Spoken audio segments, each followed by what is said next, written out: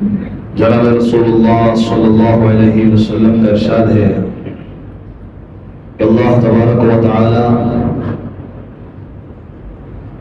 رمضان کے مہینے میں تمہارے تنافس کو دیکھتے ہیں۔ تنافس یعنی ایک دوسرے کے مقابلے پر آگے بڑھ کر عمل کرنا۔ اللہ تبارک و تعالی اس مہینے میں مسلمانوں کے تنافس کو دیکھتے ہیں کہ کون عمل میں کتنا آگے بڑھ رہا ہے، اور وَيُبَاهِي بِكُم مَلَائِكَتَهُ، اور فرشتوں کے سامنے تم پر فخر فرماتے ہیں، کیونکہ فرشتوں نے انسان کی پیدائش کے وقت میں اللہ تبارک و تعالیٰ سے سوال کیا تھا کہ اللہ تبارک و تعالیٰ آپ ایسی مخلوق پیدا فرما رہے ہیں جو زمین میں فساد کرے گی، آپ کی عبادت کے لیے تو ہم ہیں، ہم آپ کی عبادت کرتے ہی ہیں، پھر آپ ایسی مخلوق کیوں پیدا فرما رہے ہیں؟ اللہ تبارک و تعالیٰ نے اس وقت فرشتوں کو ایک جواب دیا تھا، انی اعلم ما لا تعلمون، میں وہ جانتا ہوں جو تم نہیں جانتے۔ یہ اللہ تبارک و تعالیٰ کا جواب تھا۔ اسی لیے اللہ تبارک و تعالیٰ جب ایمان والے اللہ کے حکم کے لیے اپنی چاہتوں کو پیچھے کر دیتے ہیں، اللہ کو راضی کرنے کے لیے بڑھ چڑھ کر محنت کرتے ہیں، اللہ کو راضی کرنے کے لیے مشقتیں اٹھاتے ہیں، مجاہدے برداشت کرتے ہیں، ایک دوسرے کی حرص میں آگے بڑھتے ہیں، اللہ تبارک و تعالیٰ فرشتوں کے سامنے ان ایمان والوں پر اس لیے فخر کرتے ہیں۔ فخر کرنا یعنی ناز کرنا، فرشتوں کے سامنے تعریف کرنا، اللہ تبارک و تعالیٰ فخر کرتے ہیں ان کے اس اعتراض کی وجہ سے کہ دیکھو تم نے جو اعتراض کیا تھا کہ یہ زمین میں فساد کرے گی، خون ریزی کرے گی، وہی مخلوق آج میری رضا میں کس قدر آگے بڑھ رہی ہے، کس قدر محنت میں لگی ہے، اس لیے اللہ فرشتوں کے سامنے فخر کرتے ہیں۔ اس لیے آپ صلی اللہ علیہ وسلم نے فرمایا فَأَرُوا اللَّهَ مِنْ أَنفُسِكُمْ خَيْرًا، تو اللہ تبارک و تعالیٰ کو تمہاری نیکی دکھاؤ، اس مہینے میں تمہارا مقابلہ دکھاؤ، کچھ کر کے دکھاؤ اللہ کو۔ اللہ دیکھنا چاہتے ہیں کہ ایک مہینہ بندہ کس قدر مر مٹتا ہے، تو یہ مر مٹنے کا مہینہ ہے، اللہ کی رضا کو حاصل کر لینے کا، جنت کے اونچے درجات کو حاصل کر لینے کا مہینہ ہے۔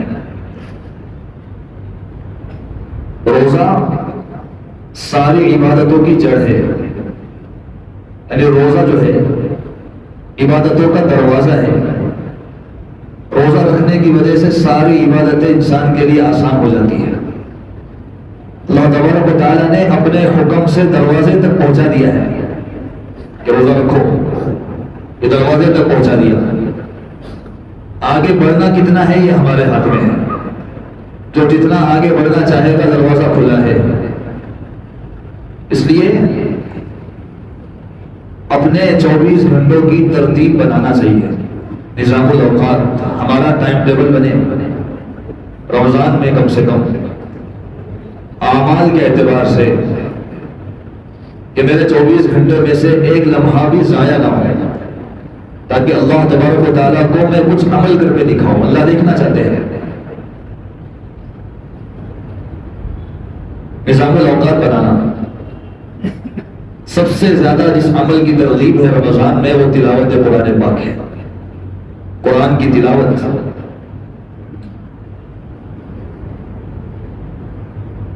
قرآن کی تلاوت افضل الذکر ہے، سب سے افضل ذکر ہے اللہ کا، اور قرآن قرآن کی تلاوت کرنا یہ خود قرآن پر ایمان لانے کا حصہ ہے۔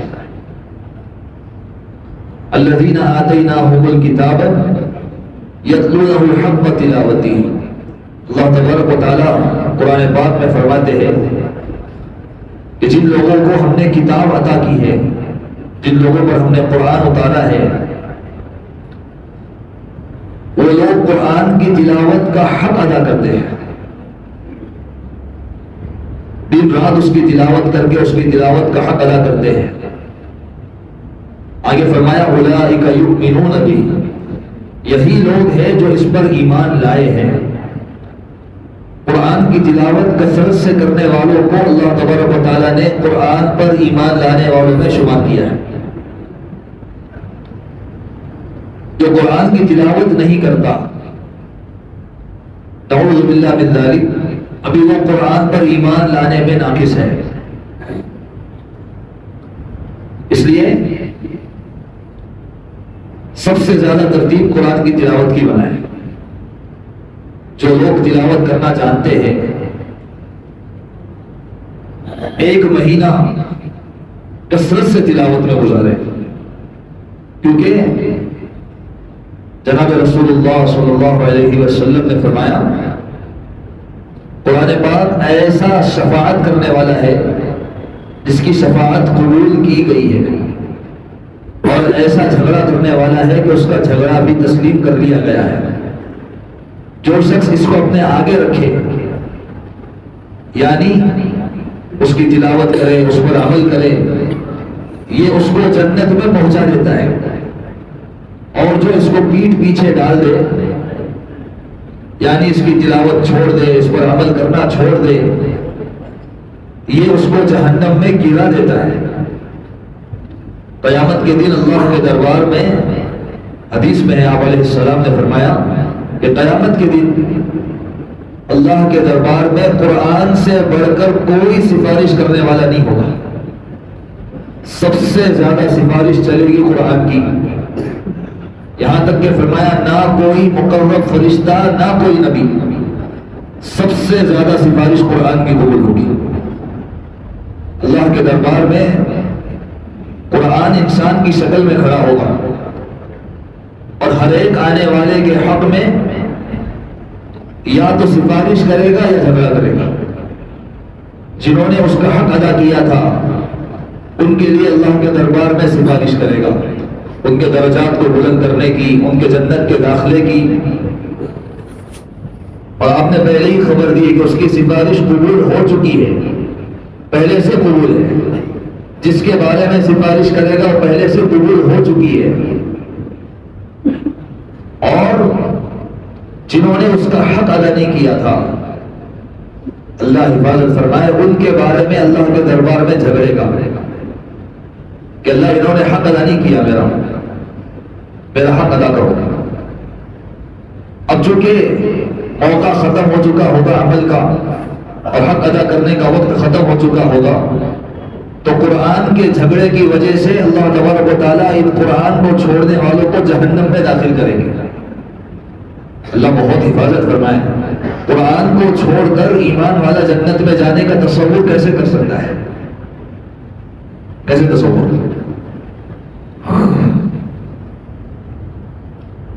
قیامت کے دن جناب رسول اللہ صلی اللہ علیہ وسلم قرآن کو چھوڑنے والوں کے بارے میں، قرآن کی تلاوت نہ کرنے والے، قرآن پر عمل نہ کرنے والوں کے بارے میں خود قیامت کے دن اللہ تبارک و تعالیٰ سے شکایت کریں گے۔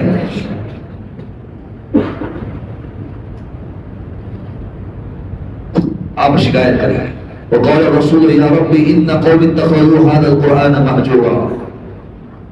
قرآن کی آیت اللہ نے قرآن میں خبر دی ہے کہ اللہ کے رسول فرمائیں گے اللہ سے کہ اے اللہ، اے میرے رب، یہ میری وہ قوم ہے، یہ میری وہ امت ہے جنہوں نے اس قرآن کو چھوڑا تھا۔ جن کی شکایت اللہ کے رسول کرے اللہ کے دربار میں، ان کو بچانے والا کون ہے؟ انہوں نے اپنے لیے کون سا دوسرا ٹھکانہ تیار کر کے رکھا ہے؟ اللہ کے رسول جس کی شکایت کرنے لگ جائے تو اس کو اللہ کے عذاب سے سفارش کون کرے گا بچانے کے لیے؟ اس لیے قرآن کی تلاوت پر زور دیں، زیادہ سے زیادہ تلاوت کریں. ہمارے اکابرین اسلاف نے عمل کر کے دکھایا ہے. امام شافعی رحمۃ اللہ علیہ، امام ابو حنیفہ رحمۃ اللہ علیہ، امام بخاری رحمۃ اللہ علیہ، ان کی زندگی میں دین کے اتنے تقاضے تھے، اتنی مصروفیت تھی دین کے تقاضوں کے اعتبار سے، دین کی خدمت کے اعتبار سے، حدیث کی مشغولی، علم کی مشغولی، فقہ کی مشغولی. اس کے باوجود رمضان میں 60 قرآن پاک تلاوت کرنے کا معمول تھا تینوں روزوں کا. ہر رمضان میں ایک دن کا ایک رات کا، یہ 60 اور تراویح میں ایک جو پڑھا جاتا ہے وہ ایک، اس طرح 61 قرآن پاک اور ہر رمضان میں پورے کرتے تھے. اور ان کی زندگی میں ہماری زندگی میں زمین آسمان کا فرق ہے. اتنے مصروف رہنے والے لوگ تھے دین کے تقاضوں پر، اس میں سے رمضان میں قرآن کی تلاوت کے لیے اتنا وقت نکالتے تھے. اللہ ہم سب کو معاف فرمائے. دنیا ایسی سروں پر سوار ہوئی ہے، رمضان کا مہینہ بھی ہم نے سمجھا کہ دنیا کمانے کا سیزن ہے، دنیا کمانے کا سیزن بن گیا رمضان. ہونا تو یہ چاہیے تھا کہ رمضان میں ہر آدمی اپنی دنیا کی مصروفیت کو کم کر دیتا، کم کر لیتے ہیں وقت کو، دکاندار دکان کا وقت کم کر لیتا، ملازم اپنے ملازمت کے وقت کو کم کر لیتا، ہر آدمی اپنی مصروفیت کے وقت کو کم کر دیتا تاکہ اتنا وقت میں رمضان میں کثرت سے تلاوت میں لگاؤں، اللہ کی عبادت میں لگاؤں. لیکن افسوس یہ ہے آج مسلمانوں نے رمضان کو بھی پیسے کمانے کا سیزن سمجھا ہے. عام دنوں میں جتنا کام کرتے ہیں اس سے زیادہ کام رمضان میں کریں گے. عام دنوں میں جتنی دکان چلتی ہے اس سے زیادہ رمضان میں چلے گی. رمضان کی راتیں جو خصوصیت سے عبادت کی تھی، امت نے رمضان کی راتوں کو پورے مہینے کی راتوں کو میلہ بنا رکھا ہے. دوسری قوموں کو رمضان کے آنے کا پتہ ہمارے میلوں سے چلتا ہے کہ رمضان آ گیا. ہم نے یہی تصویر ان کے دلوں میں رمضان کی ڈالی ہے کہ رمضان کھانے پینے کا مہینہ ہے، رمضان خریدی کا شاپنگ کا مہینہ ہے. بازار لگ گئے تو سمجھ جاتے کہ رمضان ان کا شروع ہو گیا. نعوذ باللہ من ذالک. امی جان حضرت عائشہ رضی اللہ عنہا فرماتی ہے کہ جب رمضان لگ جاتا تھا جناب رسول اللہ صلی اللہ علیہ وسلم کا چہرہ خوف کی وجہ سے آپ کے چہرے کا رنگ بدل جاتا تھا. عبادت میں بہت زیادہ مجاہدہ کرتے تھے اور فرماتی ہے کہ رمضان کے ختم ہونے تک بستر پر تشریف نہیں لاتے تھے. یہ کون ہے؟ یہ اگر ایک عمل بھی نہ کرے نفل عمل تب بھی ان کے مقام میں کوئی تبدیلی نہیں آ سکتی. یہ ساری کائنات میں سب سے افضل ترین انسان ہے، اللہ کے سب سے مقرب بندے ہیں، سارے نبیوں کے سردار ہیں، جن کی سرداری دنیا بنانے سے پہلے سے طے ہو چکی ہے. یہ اتنی محنت نہ کرتے ان کے مقام میں کوئی فرق آنا نہیں تھا. اس کے باوجود اللہ کے رسول رمضان میں بستر پر آتے بھی نہیں.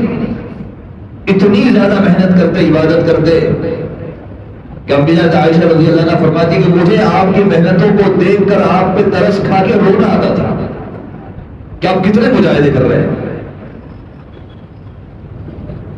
جو پہلے سے بخشے بخشائے ہو، جو پہلے سے اللہ کے دربار میں سب سے مقرب ہو، ان کا تو رمضان میں یہ حال ہو،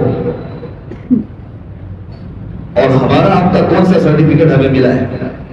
ہماری کون سی جنت پہلے سے طے ہے؟ اللہ تبارک و تعالیٰ نے ہمارے ساتھ کون سے ایسے وعدے کر رکھے ہیں یا جنت ہمارے نام پر لکھ رکھی ہے کہ رمضان کا مہینہ گزر جاتا ہے، زندگی کی غفلت میں کچھ بھی فرق نہیں آتا. جیسے عام مہینے ویسے رمضان کا مہینہ. الحمدللہ کہ روزہ رکھ لیتے ہیں، الحمدللہ اللہ اس کو بہت قبول فرمائے. لیکن روزہ تو دروازہ ہے عبادتوں کا، دروازے تک تو پہنچ گئے، آگے بڑھنا بھی تو ہے، اندر داخل تو ہونا ہے. روزہ ذریعہ ہے عبادت کی کثرت کا. اس لیے نیتیں کریں بزرگوں کہ رمضان میں تلاوت کو خوب کریں گے، خوب تلاوت کی کثرت، اور تلاوت کے بعد تلاوت سے تھک گئے، تلاوت سے وقت بچ گیا، اللہ تبارک و تعالیٰ کے رسول نے اس کے علاوہ اور 4 اعمال بتائے، اور 4 اعمال کہ رمضان میں ان 4 اعمال کی کثرت کرو، تاکہ ان میں سے 2 اعمال تو اللہ کو راضی کرنے کے لیے ہے، جس سے تم اپنے رب کو راضی کرو۔ ایک کلمہ طیبہ کی کثرت، لا الہ الا اللہ، اس کی خوب کثرت، یہ سب سے افضل کلمہ ہے۔ موسیٰ علیہ السلام نے اللہ تبارک و تعالیٰ کے دربار میں عرض کیا کہ اللہ مجھے کوئی ذکر، کوئی دعا خاص ایسی سکھا دیجئے جس کے ذریعے سے میں تجھے ہمیشہ یاد کیا کروں، جو مخصوص ہو صرف میرے لیے، چونکہ نبی ہے اللہ کے، مخصوص ذکر مانگ رہے ہیں جو میرے علاوہ کسی کے پاس نہ ہو۔ وہاں سے ارشاد ہوا موسیٰ کلمہ طیبہ لا الہ الا اللہ ہے، تو انہوں نے عرض کیا اللہ کہ میں تو کوئی مخصوص چیز مانگتا ہوں، یہ کلمہ تو تیرے سارے ہی ایمان والے بندے پڑھتے ہیں، اس میں میری خصوصیت کیا ہے؟ اللہ تبارک و تعالیٰ نے فرمایا موسیٰ اگر یہ کلمہ ایک پلڑے میں رکھ دیا جائے ترازو کے، اور دوسرے پلڑے میں 7 زمین و آسمان اور ان کے درمیان ان کے آباد کرنے والے سب کے سب دوسرے پلڑے میں رکھ دیے جائے، میری عزت کی قسم یہ پلڑا، کلنے والا پلڑا جھک جائے گا وزن کی وجہ سے، یہ اتنا وزنی ہے۔ حدیث میں ہے کہ جب بندہ زمین پر لا الہ الا اللہ کہتا ہے اخلاص سے، عرش کے سامنے ایک نور کا ستون ہے، وہ ستون ہلنے لگتا ہے، اللہ تبارک و تعالیٰ اسے حکم دیتے ہیں ٹھہر جا، وہ عرض کرتا ہے کہ اے میرے رب کیسے ٹھہروں، اب تک کلمہ پڑھنے والے کی مغفرت نہیں ہوئی، کیسے ٹھہروں؟ اللہ تعالیٰ اس سے کہتے ہیں تو گواہ ہے، تو گواہ ہے، میں نے اس کی مغفرت کر دی، جتنی مرتبہ پڑھے گا ہر مرتبہ مغفرت کا اعلان ہے اللہ کی طرف سے، اللہ اکبر کبیرہ۔ کیا کلمہ ہے، اس کی کثرت کرنے کا حکم دیا کہ رمضان کا مبارک مہینہ اللہ کے دربار میں قبولیت کے وقت ہے، اس کی خوب کثرت ہو تاکہ اللہ تبارک و تعالیٰ راضی ہو کر اس کلمے کی حقیقت کو دل میں اتار دے۔ دوسرا فرمایا استغفار کی کثرت ہے، اپنے گناہوں پر خوب معافی مانگی جائے اللہ سے۔ رمضان کا مبارک مہینہ دعاؤں کی قبولیت کا ہے، جتنی زیادہ اس میں اپنے گناہوں کی معافی مانگی جائے اتنا کم ہے۔ سال بھر کے گنہگار ہے، زندگی بھر کے گنہگار ہے، اللہ کے دربار میں سے اعلان ہو رہا ہے، روزانہ اعلان ہوتا ہے کہ ہے کوئی مجھ سے مغفرت چاہنے والا، میں اس کی مغفرت کروں، ہے کوئی مجھ سے اپنی ضرورتوں کے بارے میں مانگنے والا، میں اسے عطا کروں۔ اللہ کے دربار میں خوب استغفار کرنا، اپنے ایک ایک گناہ کو یاد کر کر کے اس کو رونے کی کوشش کرنا، اس پر ندامت اپنے دل میں پیدا کرنا، اللہ سے اس پہ معافی مانگنا، عزائم کرنا کہ اللہ اب سے یہ گناہ نہیں کروں گا، یہ ہے استغفار۔ آپ علیہ السلام نے فرمایا جو پابندی سے استغفار کرتا ہے، جو روزانہ کثرت سے استغفار کرتا ہے، اللہ تبارک و تعالی ہر تنگی سے نکلنے کا اس کے لیے راستہ بنا دیتے ہیں۔ پہلا وعدہ، کتنے ہی پریشانیوں میں ہو، کتنے ہی اڑچنوں میں ہو، کتنے ہی مسائل میں گھرا ہوا ہو، استغفار روزانہ پابندی سے کرنے کی برکت یہ ہوگی اللہ اپنی قدرت سے ہر تنگی سے نکلنے کا راستہ بنا دیں گے۔ اللہ تبارک و تعالیٰ ساری چیزوں پر قادر مطلق ہے، اللہ کے لیے کوئی مشکل نہیں۔ دوسرا، ہر غم سے نجات دیں گے، ہر غم سے نجات، جتنے غم دلوں میں بھرے ہوئے ہیں۔ ہر دوسرے آدمی کو ڈپریشن کی بیماری ہے، ڈپریشن کیا ہے؟ یہ پچھلے حالات کا غم ہوتا ہے۔ ڈپریشن جو حالات انسان پر گزر گئے، جن مصیبتوں سے گزر کر انسان آگے آیا ہے، ان کا غم دل میں ہوتا ہے، اسی کو ڈپریشن کہتے ہیں۔ استغفار سارے غموں کو ختم کر دے گا، یہ نبی کی خبر ہے، اللہ کی قسم سب سے سچی بات تھی۔ اور اور تیسرا فرمایا اللہ تبارک و تعالیٰ اس کو ایسی جگہ سے رزق دیں گے جہاں سے اس نے سوچا بھی نہیں ہوگا کہ یہاں سے مجھے روزی مل سکتی ہے. استغفار کے وعدے اور بھی بہت سارے وعدے ہیں. آپ نے فرمایا جو یہ چاہتا ہو کہ قیامت کے دن اس کا خود کا اعمال نامہ اسے خوش کر دے تو اسے چاہیے کہ وہ کثرت سے استغفار کرتا رہے. اس کا نام اعمال اسے خوش کر دے گا قیامت کے دن. اپنی نیکیاں دیکھ کر وہ خوش ہو جائے گا کہ او ہو کیا نام اعمال ہے میرا, کتنی اچھی نیکیاں میں نے کر کر آیا. ورنہ وہاں تو اچھے اچھے زندگی کے اعمال لانے والے اللہ کے دربار میں اپنے نام اعمال کو دیکھ کر اپنی نیکیوں کو کم سمجھیں گے کہ میں نے تو کچھ بھی نہیں کیا. استغفار کی کثرت کرنے والا خوش ہو جائے گا نام اعمال دیکھ کر اپنا. اور دو چیزیں فرمایا یہ تمہاری اپنی ضرورت کے لیے ہے جس کے بغیر تمہیں کوئی چارہ نہیں. ایک تو جنت کے طلب کی دعا کرو, جنت کی طلب کرو, اللہ سے جنت مانگو. دوسری حدیث میں ہے کہ جب بھی تم اللہ سے جنت کی دعا کرو تو جنت الفردوس مانگا کرو. یہ جنت کا سب سے اعلیٰ درجہ ہے. تو اپنی دعاؤں میں خوب جنت کی دعا کی جائے. اور چوتھی چیز فرمایا کہ جہنم سے نجات کی دعا کرو.